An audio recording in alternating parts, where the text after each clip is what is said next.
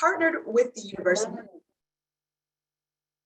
Good evening, ladies and gentlemen, and welcome to the UCOM Diversity, Equality, and Inclusion Council panel, partnered with the University of Maryland Global Campus. My name is Univ, and I will be serving as your moderator for this evening's event.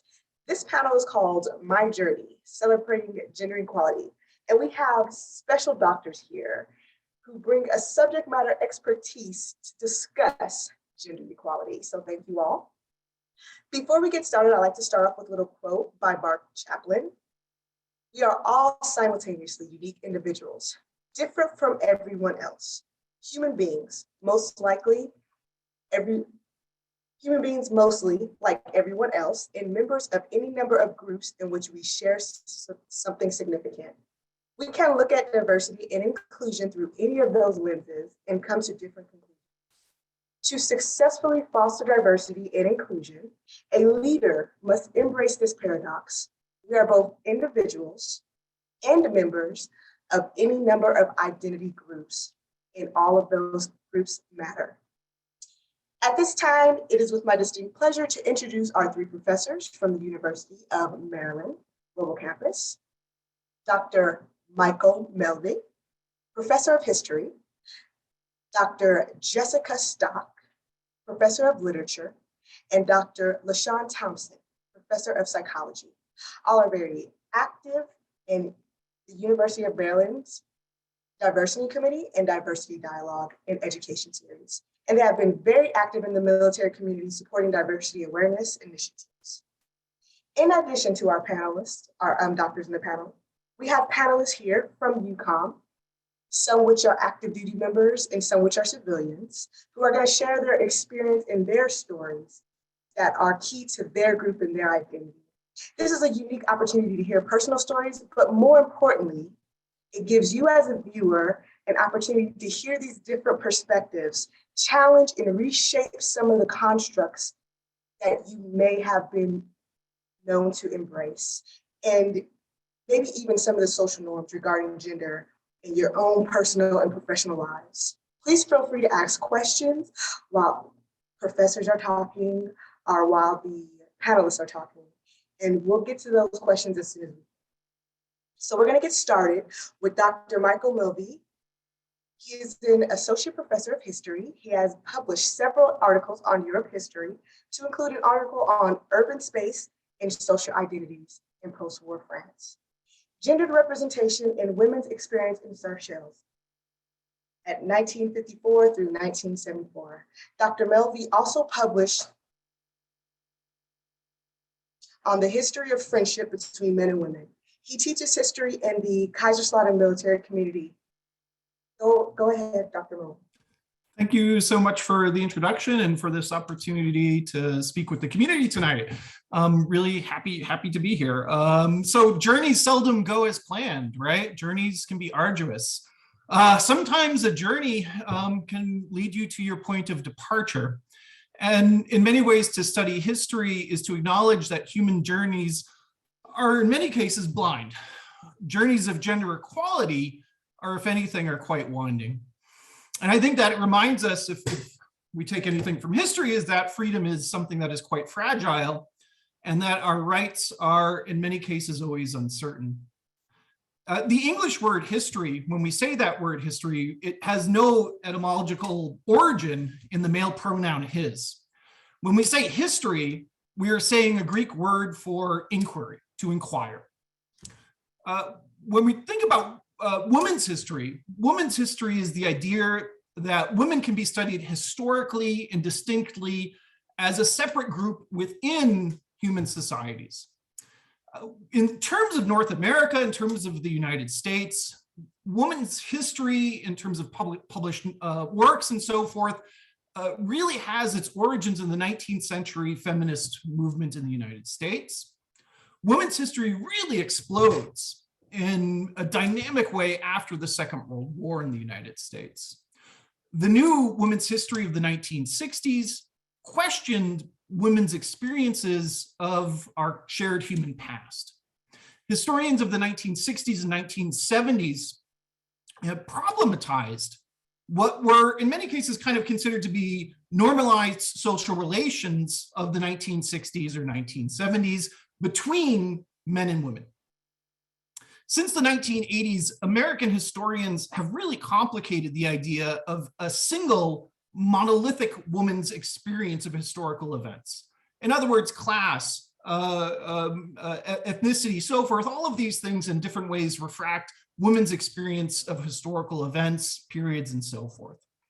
More importantly, what women's history also did is to have us think more in a more nuanced way about masculinity, and how masculinity is itself a social and cultural construct that changes over time. So in other words, women's history in many ways opened a gateway to being able to reflect on what it means to be a man and a woman depends on historical context rather than some eternal constant. You know, when I started, I said, you know, rights are fragile. Journeys don't always bring us to where we hope they will. Sometimes they return to where we start. And that in terms of thinking about gender equity, there is a need for vigilance. Rights are uncertain, freedoms are fragile.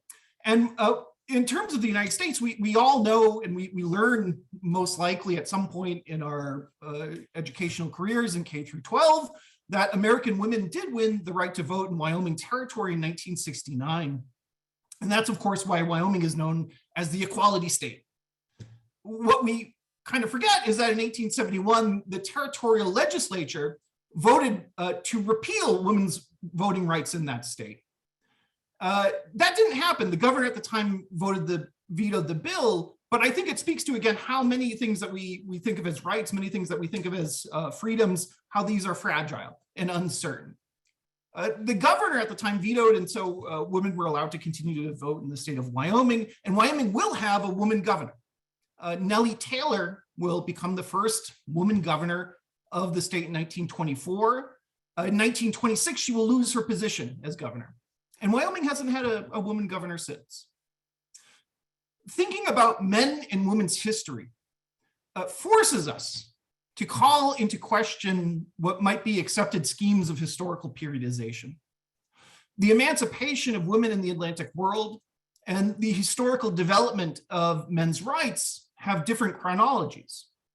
And I'm going to go back into a more distant time to kind of illustrate this in 5 minutes. While there was a Renaissance for men in Europe, you can ask historians and they would say that there was certainly no equal Renaissance for women in terms of equality between the two sexes. Medieval aristocratic women in Europe held enormous power. Why? Courtly love of the Middle Ages fostered a culture that guaranteed aristocratic women sexual and effective rights. The manuals of the 12th century instructed the knight to be, quote, and this I'm reading a quote that I wrote down for myself, a true lover who considers nothing good except what he thinks will please his beloved. Courtly love left noble women with essential freedoms in romantic relationships and sexual relations. Vassalage was, of course, the social relationship of the time, and vassalage was a military relation of knights to lords, freely entered. In medieval romance, at least at the aristocratic level, the same was expected. A declaration of love could only exist when love was freely proffered and freely returned. Medieval culture conceived of heterosexual relations as a form of vassalage that implied aristocratic women's freedom and this concept of mutual obligation. Now, I'm sure you're all saying, but wait a second, didn't they have arranged marriages? And they did. Medieval society had arranged marriages of necessity for aristocratic inheritance. However, in the Middle Ages, this led to societies that widely accepted adulterous love. If you read the medieval classics, what do you find proliferate in these tales of knights and ladies? It is essentially adulterous love. Medieval aristocrats thus distinguished obligations of marriage and procreation from courtly love. Now, again, in the context of Europe, what you see is that this all comes to an end in the Renaissance of the 14th century. The reconstitution of relationships between men and women took its modern form in that period after the 14th century. The Renaissance witnessed what could be termed a reassertment of masculinism and of patriarchy. Henceforth, men would do the talking in courts and parliaments. The medieval parody of noblewomen with the courtier ended. Noblemen and an emerging bourgeoisie centered on families marginalized women in education, politics, and cultural exchange. Male rulers presided over all male courts without ladies. Renaissance nobility invested in humanistic, military, and diplomatic training for sons. Daughters were no longer prepared to participate in a courtly society in the sense of their brothers. So much of men's authority was recentered in this period from the 14th century forward, where you see the emergence of new patriarchal structures and misogynistic bias that spreads into the 20th century. So all I want to say is that when we think of journeys of gender equity, there is always a need to be vigilant, and that history is not a single road without encumbrance or without difficulty, and that we should always be vigilant for when we see swings, when things can change, and keep attention to those on the horizon. Thanks for the opportunity to speak tonight. Thank you, Dr. Mulvey. I appreciate everything you taught us today. Now we will hear from Dr. Jessica Stock, who is a professor of literature. Dr. Stock previously taught at Fordham University and the United States Military Academy. She's an advocate for the importance of travel during the college learning experience and teaches field studies courses in locations such as Scotland. She is published on nationalism and representations of race and ethnicity. She offers her insight on topics such as race, ethnicity, and women equality. Dr. Scott. Well, thank you very much, and thank you everyone for being here on a Thursday evening. I appreciate it. Yeah, PJ, I can't see my slides or my slides being shared. Yay, slides. Thank you. So our theme tonight is Journey to Equality, and thank you, Dr. Mulvey, for giving us an excellent start to our journey. It was great. And I will begin with sort of an organizing question for my own lecture. The question is, can literature and poetry be an agent of political and social change? My lecture hopes to answer with a clear yes.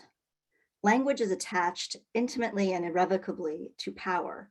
Learning language and reading by this fact alone is a political act. Next slide, please, PJ. Language is used as a tool to construct gender, and we use language to deliver what society expects from both men and women. And ultimately, power is displayed and attained through language. Language does construct gender and our performances of it. For me, however, this is not necessarily a statement of condemnation or doom. It is a statement of hope. Language shapes us, and we can in turn shape language to remake the world anew. For me, this is how I see language working on our journey to equality. It is the first place that we imagine ourselves outside social construction. Language is a place to resist construction of gender. And language allows us, most importantly, to create new futures. Many literary critics argue that Emily Dickinson's poem, Tell All the Truth, but Tell It Slant, suggests we humans cannot handle too much truth. However, I read this opening line in terms of there being multiple truths, and we must search out voices and experiences that slant our own. We must grow through other people's experiences.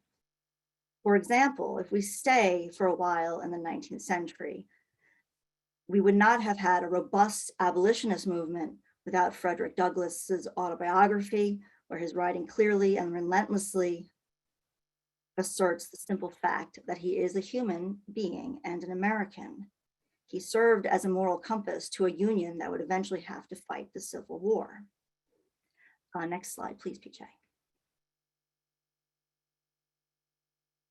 The journey of equality starts in many ways with women reading. Book clubs are synonymous with social change, and they started in colonial America with Anne Hutchinson's Questioning Puritanism, and post-Civil War, Black women's reading circles. That's actually a picture from Lowell, Massachusetts, which is a nice intersectional picture because it's both basically a book club that advocates for civil rights and then also labor rights. So it's a nice intersectional moment there in Lowell, Massachusetts. That's the one to my left.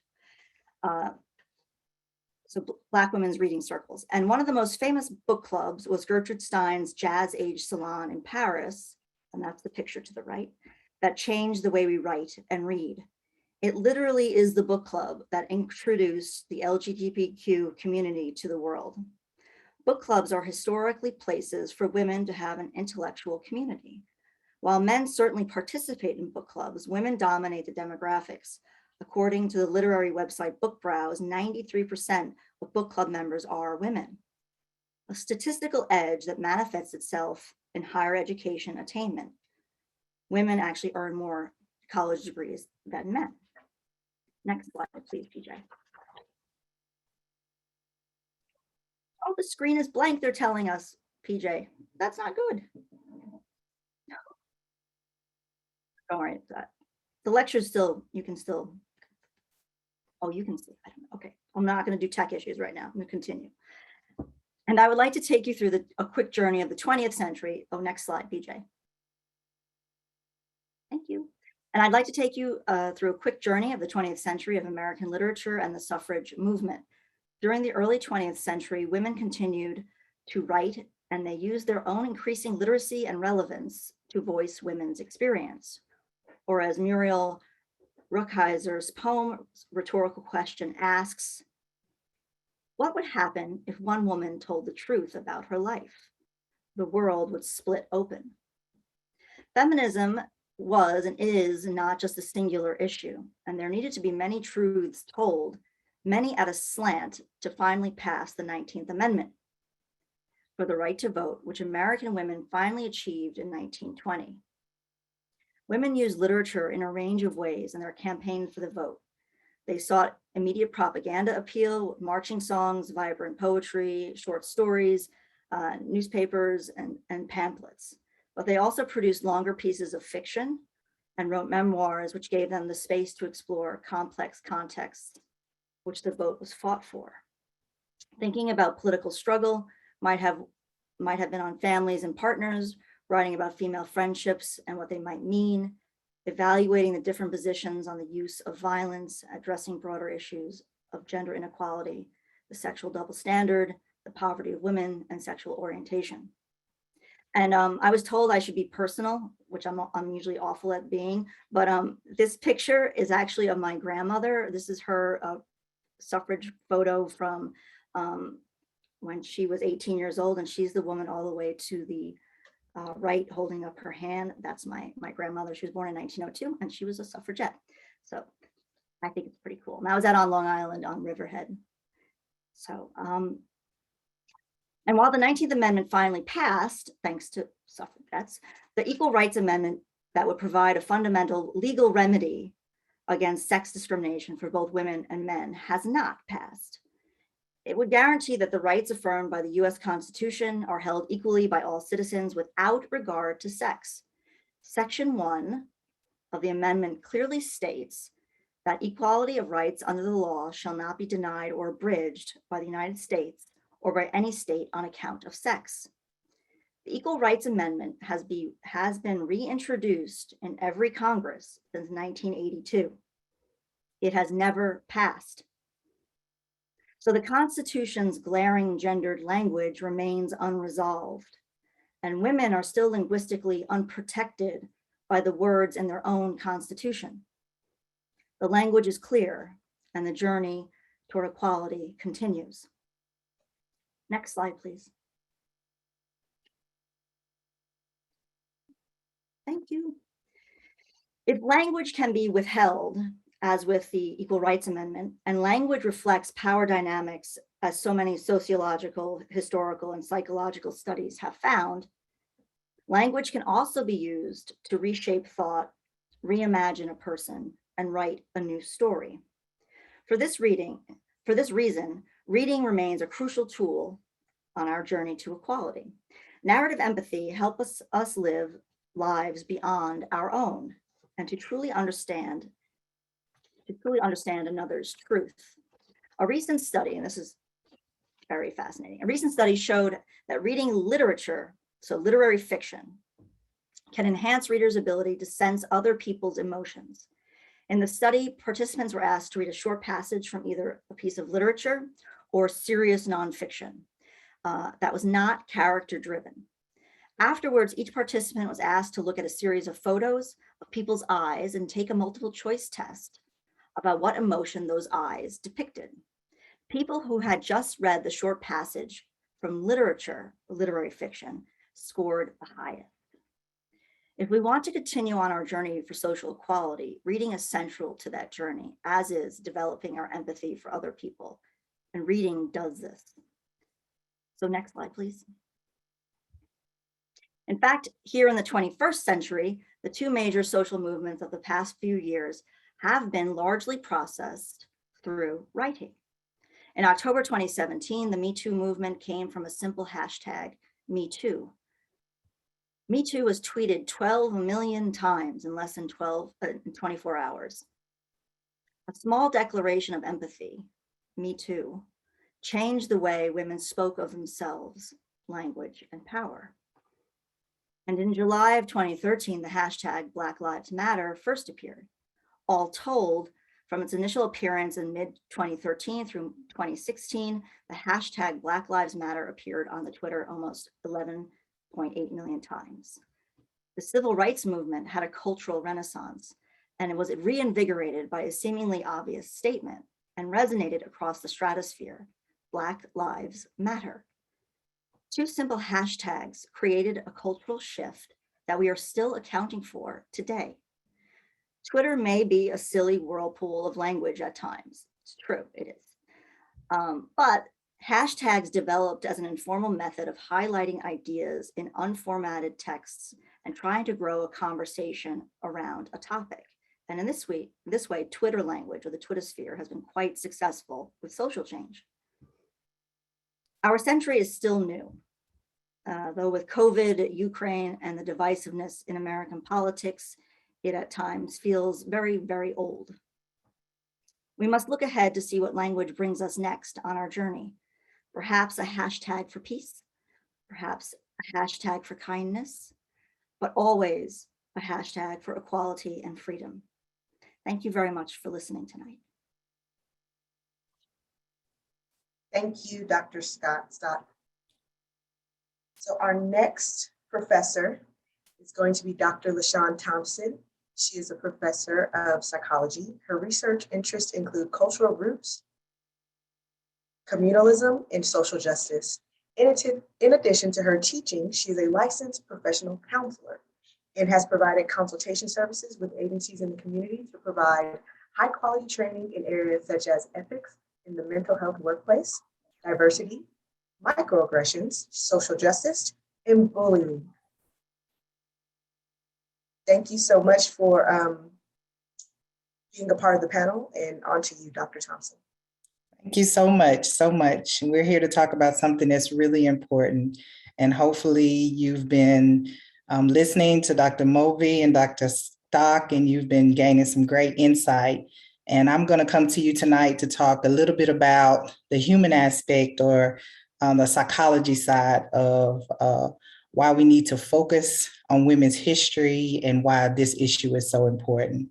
So the reason that we celebrate Women's History Month is because history, including the great and even less than great accomplishments of men, has always been remembered, taught, and celebrated, while women's history has mostly been hidden in the history books, but also hidden in day-to-day life. It has been concealed so that even in plain sight, under spotlight, we often do not recognize the power, the sacrifice, the intelligence, the strength, and worthiness of womankind and her contributions to humankind. In a still primarily male-dominated world, we must enthusiastically commemorate the forgotten. We must create moments of acknowledgement, and we must attach significant value to the contributions made by women. However, this active acknowledgement should not be limited to those who have made monumental accomplishments, but also to those who struggle to just exist in a world that has to remind itself to celebrate them. So today, we come to you for the sole purpose of focusing our thoughts on these issues, the accomplishments and the stories of women, so that the unseen may be made visible. My special role today is to provide a historical and current accurate account of issues affecting women and collectively talk about the impact or the psychological impact on womankind. If you were to ask me, how do I know this world still holds a predominantly male perspective? I could point you towards China's one-child policy that was recently revised that predominantly affected the birth of female babies. Or I could point you towards recent US laws passed on women's reproductive rights that include no consideration of actual women's reproductive issues. Or I could point you towards cultures where no one is punished for crimes committed against women, or anywhere and in anything that suggests gender inequality still exists, where this list could go on and on and on. So today I hope to enlighten you on some historical psychological implications of gender inequality on women. And hopefully we get a good understanding of that. So in times not so long ago, an inability to regulate your emotions was seen in Egyptian culture as primarily a female medical disorder that began as a consequence of a woman's uterus that became unattached and floated around her body. Treatment was often needed to convince the uterus to return to its original location so that emotions could be stabilized in the woman. This is perhaps the first documented example of sex-specific mental health disorders accomplished entirely by connecting emotional stability to the female reproductive organ, leaving the possibility of men becoming emotionally unstable impossible, since they lack the necessary biological components. While the Greeks also accepted the floating uterus gender-specific diagnosis, they also added their own touch, further strengthening this premise. Plato argued that the uterus is sad and unfortunate when it does not join with the male and does not give rise to a new birth. Aristotle, he also believed in the same thing. Eventually, this disorder is given a name, hysteria, and it goes on throughout history to basically become the medical explanation for everything that men found mysterious and unmanageable in women. A conclusion only supported by men's historic and continuing dominance over medicine, and hysteria's continued use as a synonym for over-emotional and eventually to indicate the deranged.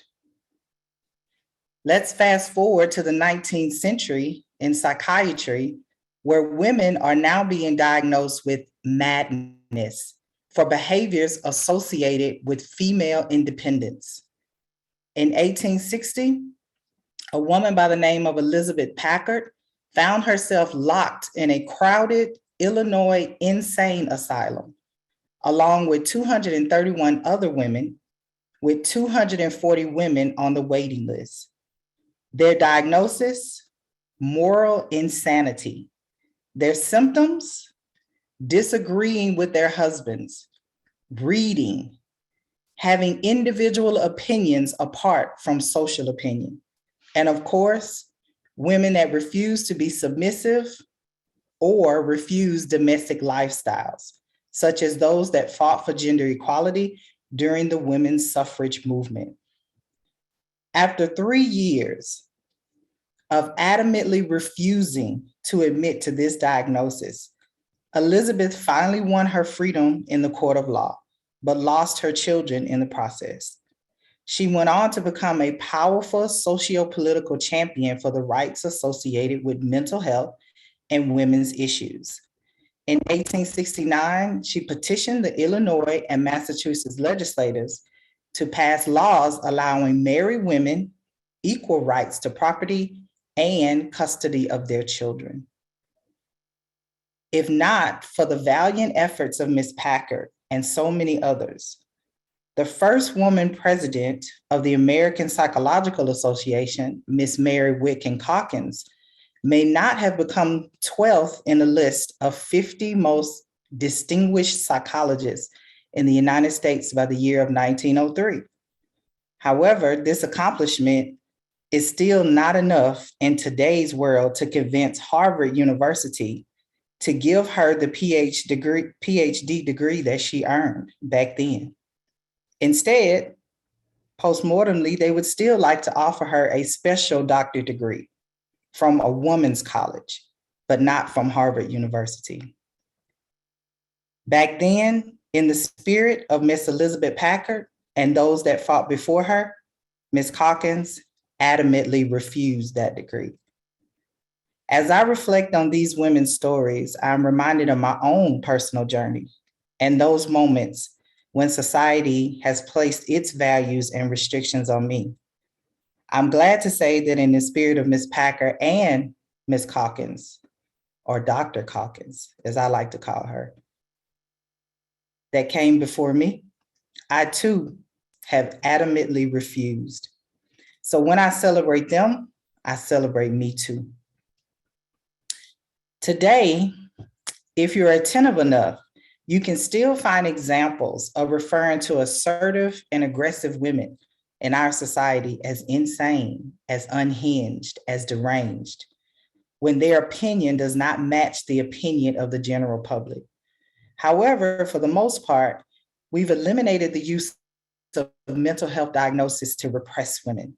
Instead, today's modern woman has traded her phony diagnosis from the past for real symptoms of mental illness.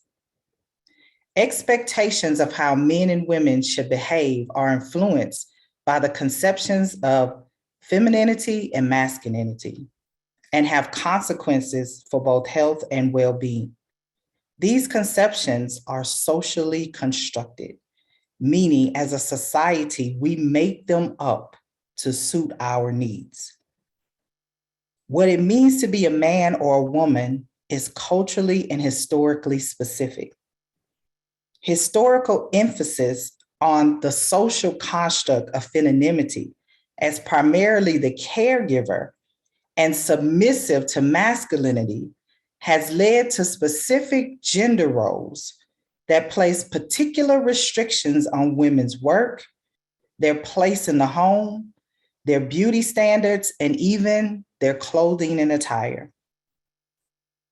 The overt social and economic inequalities more commonly experienced by women, such as lower rates of schooling, lower rates of employment, less pay for similar jobs, underrepresentation in leadership positions, and higher levels of psychosocial stressors, including everything from caregiving burdens to violence.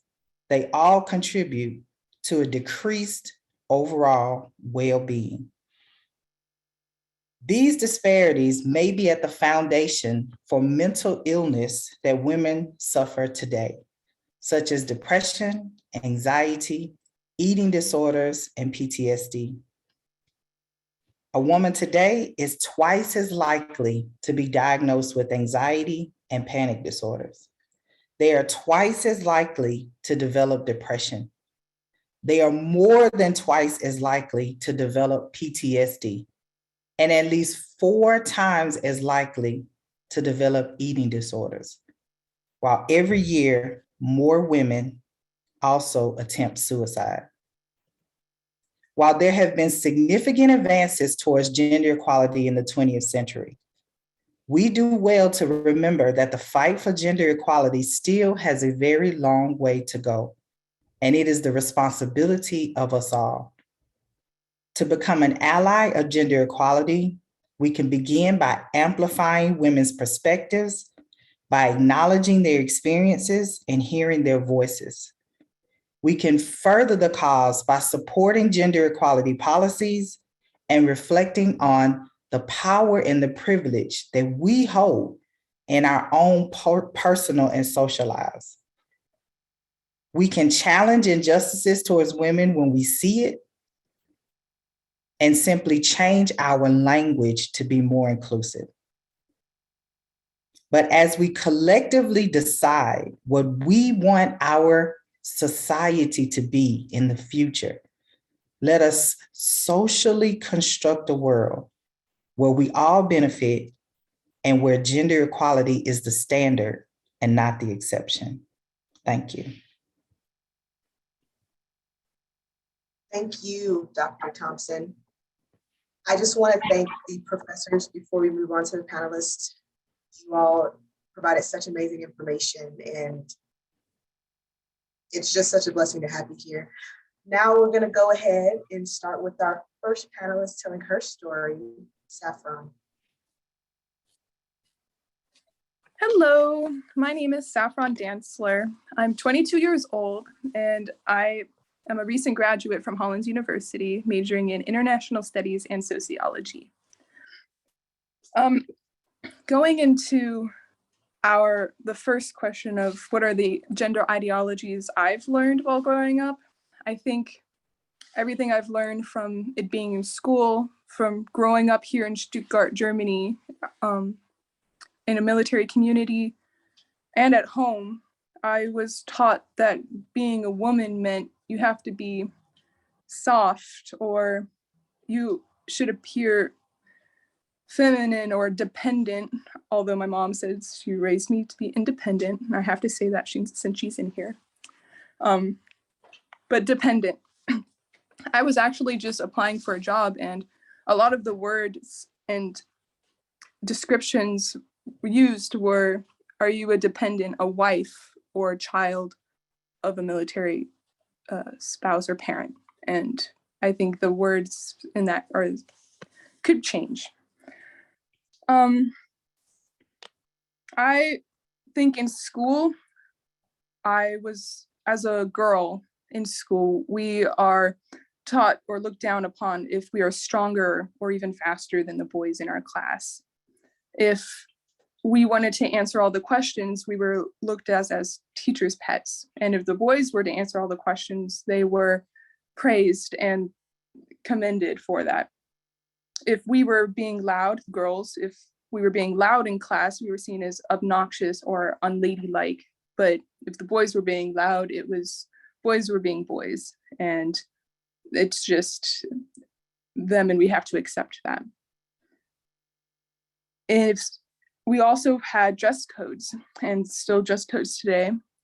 And I think that having dress codes were defining what girls should wear, and that our bodies were distracting, or even letting boys sexualize our bodies if we showed too much skin or our shorts weren't long enough. I think also growing up in a military community, I grew up with a lot of white girls, white women, white men. And in a military community where the man is statistically the reason why they're at UCOM in general. And so seeing this while growing up, the man being the head of the household and the mom usually staying at home set a lot of foundation to what I was to believe in. And looking up to white girls when I was in school, it put me culturally and personally at conflict with how my body was supposed to look, how my hair was supposed to look, how I was supposed to act, my mannerisms, how I was supposed to talk. The second part is how or when did I want to start unlearning these gender ideologies? I think the first time I decided I didn't really enjoy these standards put onto me was when my dad, he tried to make me wear skirts to middle school. And I hated this idea. I did not want to wear skirts at all. I wanted to embrace the idea of being more, I want to say a tomboy, but again, that's kind of harsh wording or not really words I should put. I think another time when I learned that my mom was actually the primary person making more money than my dad was another standard that was shattered in my brain. With my generation, I think in my 22 years of living, a lot has changed, which makes me and others more adaptable, I think, with things from the LGBTQIA plus community, same-sex marriage, Black women being able to embrace, for example, their natural hair, men being more accepted for being vulnerable. I want to say that I have a lot of male friends asking me questions about, for example, my menstrual cycle and what that is like, even though it kind of makes them still uncomfortable, but they're still willing to learn. Them being able to embrace or even redefine what masculinity and femininity looks like and being more fluid with those terms or even redefining who we are in general. There's this term called alpha male. It's sort of a meme within my generation. And it's kind of being put down upon people who have a little bit more sense of what it looks like to redefine what femininity and masculinity looks like. I was actually recently within an internship at UCOM, and right away I could tell how masculine dominated it was. I wasn't taken seriously for it, whether being my age, I wasn't in the military, my major even, it being a soft science, or me being a woman. I remember a sponsor, she told me that she had to talk with me about her experience in the military and how she had to put herself down when talking to men. Even my mom tells me that people don't take her seriously or don't take her ideas seriously. And as soon as a man says the exact same thing that she said, that they accept their idea rather than hers. My sponsor for the UCOM internship says that she'll often apologize for not knowing something or misunderstanding something, or felt like she should act less intelligent to not emasculate a man. And I feel like I had discovered that I have those traits too, to put myself down and make myself look submissive or even more vulnerable than a man. Things that I do, the last one was why do I want to keep learning, or how do I keep learning these gender ideologies and how to break them? I think change forces us to learn more about gender ideologies, but also having an open mind and willing to understand the different perspectives, and that you have your own perspective, but also willing to know the flaws with that.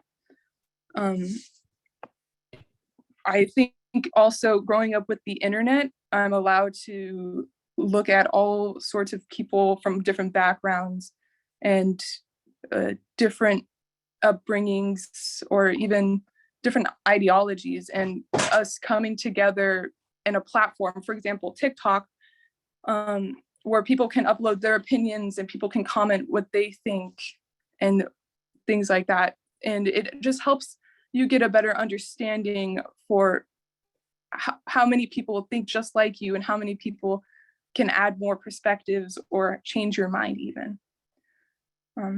I think we can learn a lot from each other. And I think that I've even learned a lot from even the professors that were speaking today. Thank you, and that's all I have to say. Thank you so much, Saffron. And now we're going to move on to Teresa. Hi, my name is Teresa Tucker. I'm 34 and I currently come from St. Louis, Missouri. Growing up, I personally was never told that this is only for girls or you can't do that for boys because it's for boys. However, my mom had a full-time job while growing up, and my dad was in the process of taking over an auto shop.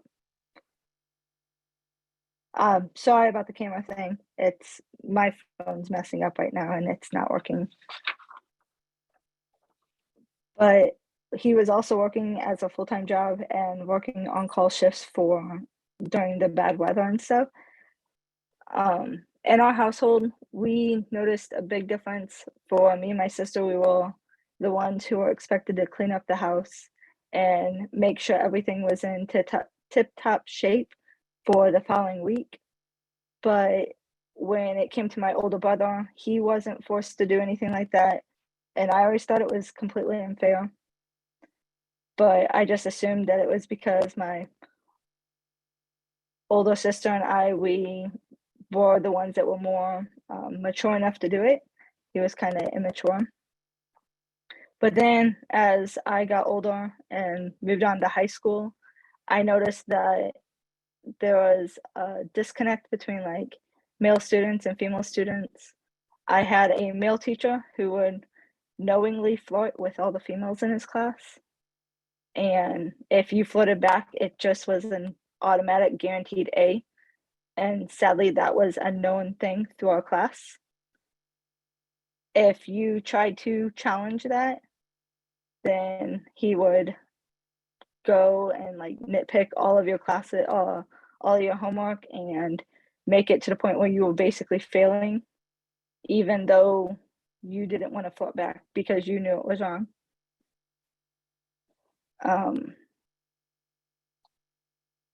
I do remember that in college, I went to a community college for mathematics. And I remember that as I was going through, I was majority of the classes, I was the only female in the higher end math classes. And I didn't think that that was good because I constantly had to prove my worth to be there in the first place. It was quite annoying because it was the same 12 guys that were in the class with me in every single class for like 8 different classes. And then whenever I actually joined the military, I just remember that there was a lot of times where our MTIs would constantly call us out in basic training, saying that our flight was constantly making up excuses to get out of PT and complaining about pain when they didn't feel like we actually had any pain. And there was one time where we had one of the girls that was in the flight, I was her wingman for the day. And I remember walking down the stairs with her, and we got to go check out to go into the ambulance because she was in so much pain. She was doubled over. By the time that she got to the hospital, she actually got rushed into emergency surgery because of it.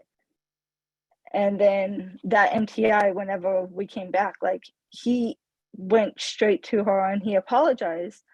But what upset me the most was the fact that he sat there and called out our entire flight for doing this. But it's because he failed to actually listen to anything that we were saying. And it consistently happened. So I just remember like looking at her and feeling like how it was completely unfair how it all happened and ran through, and not really acceptable for us during that time frame with all the stress and everything else. So unlearning some of the processes that I have learned with like the males not having to do the housework and being the females, I make sure that I personally, since I'm not a stay-at-home mom, I try to help out my husband when I can with housework as much as possible, because he's not a stay-at-home dad in our house raising two 13-year-olds. I want to make sure that he knows that I'm there and that he can rely on me to help out with that stuff as well, because I know that when I was a stay-at-home mom and he was the one who worked, I couldn't stand arguing with him to try to get some help. And then when we swapped places, it actually became a lot easier, and he understood where I was coming from and that he also needs a break. I try to speak out even when I'm uncomfortable.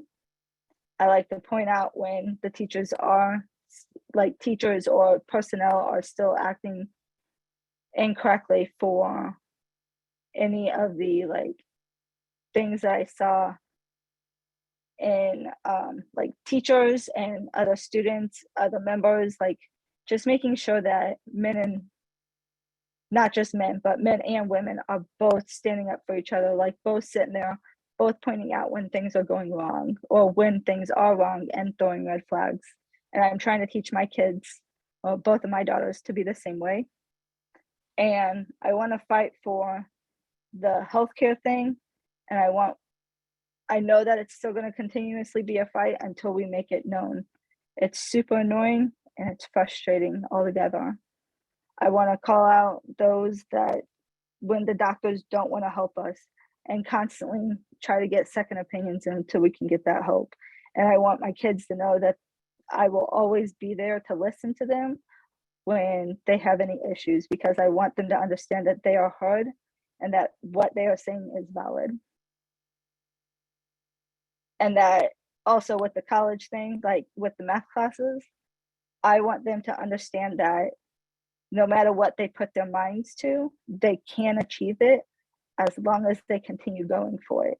Right now, I'm currently, after I finish my mathematics degree, I'm currently working for an engineering degree, and I want them to understand that math and sciences, yeah, we may have a lot of work with there, but we're still going strong.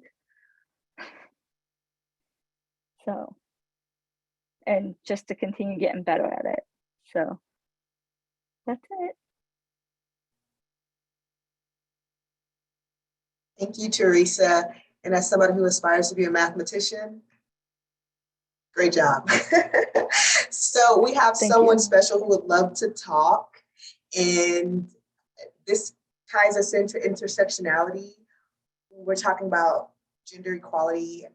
We have David, who would like to speak on his experience. And please listen and give him all the attention and love you've given everybody else. Go ahead, David. Thank you, Master Sergeant. Hello, my name is Specialist David Verdisco. I'm currently with the 52nd Signal Battalion over here at UCOM, and I'm 31 and from Los Angeles, California. Growing up, I had the typical experience that I don't want to say most kids my age had, but they probably did. Growing up, you had little boys wore blue and little girls, they wore pink. Pink was a girl's color. Boys typically dressed in more masculine clothing, and even going to school, like in kindergarten or elementary school, when kids would play house, the boys would put on the little suit and ties and, pretend to go to work, and the little girls would put on a little apron and pretend to be a homemaker. And that was pretty much what I was taught growing up. You know, my father worked as a manager in a warehousing company, and my mother was a part-time teacher's assistant for a school district. And, you know, by and large, my father was the breadwinner, and my mom was the homemaker. And within my family circle, that was, you know, most like my uncles, breadwinners, my aunts, homemakers. And I'd grown up thinking like, okay, so typically, you know, it's the man who makes the money and the woman who makes the house. And for a while, I thought that was pretty much how it was. That changed when I had gone to a friend's house and I saw that their dad was one who picked him up and brought us home to play and everything. And I had asked him, hey, where is your mom? Like, why is your dad home? And they told me like, oh, my mom, she goes to work and my dad stays home. And to me, that was really eye-opening, like thinking, you know, wow, like your dad stays home, he doesn't work. And he would tell me like, no, my dad stays home. My mom works, she brings the money home, and then he does all like, you know, the raising of the kids. And I was like, wow, this is, maybe I'm wrong about certain things. And another thing that it brought me into the whole changing my ideals about ideologies is that once again, as a kid, when it'd be recess or, you know, whatever break we would have or lunchtime when we go out and play, the girls would typically go, you know, do whatever they did, and all the boys would play a sport, you know, be it baseball, football, soccer, whatever. And in elementary school, we were playing football, and one of the girls who was new decided like, hey, you know, can I play with us? And most of the guys were like, oh, we don't want a girl playing with us, you know, go talk to the girls, go play with dolls or whatever. And eventually we're like, hey, you know, let's have her play, you know, what's the worst that can happen? I remember we were playing football, and you know, we just hiked the ball, threw a pass. I went to go catch the ball, and she came right at me and knocked me to the ground, possibly the hardest I'd been hit at that point. And everyone was going, oh, ha, ha, ha, you know, Dave got knocked out by a girl, da, da, da, da. And I had got, you know, being down there, I was like, wow, that was probably the hardest I've gotten hit. And, you know, I wasn't upset or anything, just like, wow, she's actually pretty strong. And, you know, I gotten up and, you know, they're like, you okay? I'm like, yeah, it's like, maybe we should invite the girls to play more often. You know, obviously I said, if any of you had been hit like that, you'd have realized like, wow, these girls have a lot of physical talent and are really, really strong too. Maybe we could, you know, play with them. It's not all just playing dolls and everything else. I don't see the big deal is. And I brought up like, hey, how is them playing with dolls different than us playing with action figures? Like we're both playing pretend, we're both using little figures. Like how is that a huge difference? Like why are we making fun of them for doing that when we're doing the exact same thing, only it's considered masculine? So it's something else that I found really, really like, maybe I should think more about this. And then, you know, as I grew up, things changed and I realized like, hey, a lot of things that maybe, you know, little me had thought were okay are not okay. Like, you know, at least in the growing up as a boy, you know, you're taught like, hey, don't cry, crying's for girls, or don't show emotions, that's for girls. Everything is like, basically you're trying not to be a girl and trying not to show emotions, when in reality, there's nothing wrong with showing emotions. You know, it's totally normal to be emotional about whatever you want to be emotional about. It's okay to cry over things, you know, it's not just, in this case, crying's not just a girl's thing, it's for anybody. Anybody can have emotions over like even the most what people consider like a throwaway thing. Like even if you had like a really bad day and like, you know, you spilled your drink and, you know, you just teared up or something like that, people be like, why are you being emotional over nothing? It's like, I had a really bad day and this is me expressing myself and not brushing it off as seeing, you know, in high school, maybe think, you know, maybe there's drama, maybe there's whatever, and seeing girls cry at school rather than asking, you know, the girls like, hey, you know, what's wrong? What's going on? They just dismiss it. They just dismiss it as, oh, she's a girl. Girls cry all the time. It's normal. And it's like, no, it's not just that. And meanwhile, when boys cry, they do ask, you know, why are you crying? But more of like, why are you crying? What have you tried not crying? I mean, this is a girl's thing. Why are you being a girl about it? And, you know, we grow up as men always being taught that being a girl in any sense, whether it's like, hey, you throw like a girl, you hit like a girl, you do whatever like a girl, is a negative thing. And not realizing that, hey, you know, there's a lot of girls and women that can throw really good, hit really good, lift weights really good. And why are we not praising them? I remember when I was in basic training, we had I was never a very good runner. And in one of the events, I was doing basically like a relay where I had to follow a girl in front of me, and I had to, attempt to just keep up with her. It was someone always hard with the fact like, hey, Verduzco, why can't you keep up with Brittany? And I always had to be like, drill sergeant, Brittany ran competitive cross country in high school. She runs like, a 15-minute 2 mile. It's like, I cannot even, me being, a male doesn't give me this, it gives me an advantage, but it doesn't mean I'm better than every female that's out here. Like, these girls are really putting it all out here. And honestly, I can't keep up with her. And, I'm going to try, I'm going to give it my best, but we need to realize that I just can't do all the things just because I'm a guy. I wish I could run like her. And people always like, you wish you could run like a girl? I'm like, yeah, I wish I could run like a girl that's really fast. So I don't see what the big deal is. I don't see why it's wrong for men to put women as like role models, because a lot of them have a lot of talent. Like, people are like, oh, who do you like in MMA? And I'll throw out like Ronda Rousey's name, and they say like, but Ronda Rousey's a girl. And it's like, is there an issue with that? Like, she has an excellent record. She puts her heart in everything. Like, what's not to love about somebody that does that? What's not to love? Like, when Mia Hamm won, I forget what the event was, but she ripped off her top, and everyone thought it was a really scandalous event. Like, oh my God, she ripped her top off and showed her bra.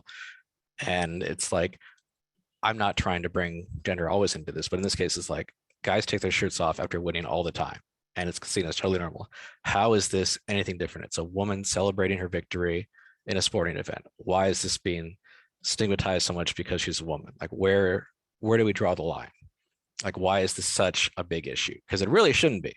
It really should just be somebody celebrating, a victory, not just somebody celebrating a victory and getting chastised because she's a woman. That's not the right way to go about things. Going into the second question, how and when do you have to realize how to unlearn some of these gender ideologies? I talked about it before, about having to, stop using terms like, hey, stop being a girl, stop being a woman, stop being so feminine, just trying to take out all these gender specific terms that don't really have a place to be. Like, like, I try not to use any of these terms because, number one, they're not true, and number two, they kind of push us back when it comes to having equality. Like, I don't think that when it comes to praise, dismissal, whatever, that we should put any sort of gender bias or genders attached to that. We should just praise people for being who they are. People. It shouldn't be of like, hey, good job, thanks for stepping it up for guys. It's like, how about we just thank me for stepping it up? I stepped up for everybody here, not just the men, not just the women, everybody who is here. And I don't want it to be a whole thing where it's men versus women. We're all going to a common goal. That's equality. And we really need to go ahead and just, help each other up. It should never be like, I need to do this because I want to be better than women, or I need to do this because I want to be better than men. It should really be everybody going towards a common goal. And I really, really think that we're making good strides and good progress towards that. But as always, we can all do a little bit more to learn and better ourselves by keeping an open mind. And again, moving towards the goalpost of everything being equal. See, and how do I continue to unlearn gender ideologies that could be harmful? I really like to ask a lot of questions. So there's some times where somebody, be it men, will bring up a issue or an ideology where I'm not 100%, and I'll ask them like, hey, could you tell me more about why you feel this way? Because whether I feel the same way or not, I'd like to know why they feel that way. And maybe I'm doing something wrong. And, and I may just not know it. Like, I'm one of the first people to go ahead and go like, hey, do you have any different pronouns? Do you have any different, I guess pronouns would be a big thing where it's like, what do you, do you have any pronouns that you use that aren't, just, he or she or whatever, like what do you consider being yourself? Like, is there anything that I can do to help you be yourself? Is there anything that I can do to help you feel more comfortable around me? And that's just really what I'm trying to get at here. And I really, really hope that with everybody's help, like all these wonderful professors and guests we have today, that I can help unlearn some of the negative ideologies I grew up with and help be a better person and a better ally to everybody here. Thank you so much. Thank you, David. Great insight, great story. Really appreciate you. I just want to thank everyone for joining us on behalf of the equality team here at UCOM. And I want to throw another thank you to doctors, professors, and the panelists. You all were amazing. If you all want to stay on a few minutes for questions, that would be great. But if you all want to take off, this is the end of this panel, and stay awesome, stay blessed, and we thank you and encourage quality every day.